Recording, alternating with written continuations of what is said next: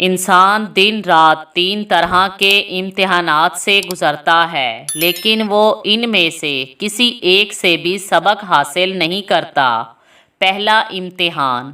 اس کی عمر روزانہ کم ہو رہی ہے، اور وہ دن جو اس کی عمر سے کم ہو جاتا ہے وہ اس کی پرواہ بھی نہیں کرتا، اور جب اسی شخص کے مال میں کچھ کمی ہو جاتی ہے تو وہ اس کے لیے فکر مند ہو جاتا ہے، جبکہ مال واپس آ جاتا ہے اور عمر واپس نہیں آتی۔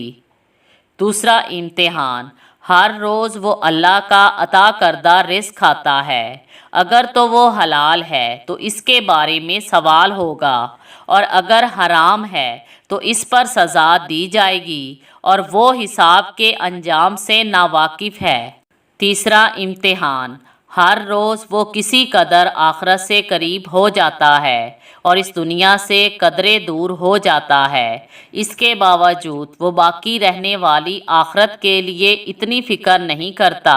جتنی اس فانی دنیا کی پرواہ کرتا ہے، جبکہ ابھی وہ یہ بھی نہیں جانتا کہ اس کا لوٹنا جنت کی طرف ہوگا یا آگ کی پستی و گہرائی میں ہوگا۔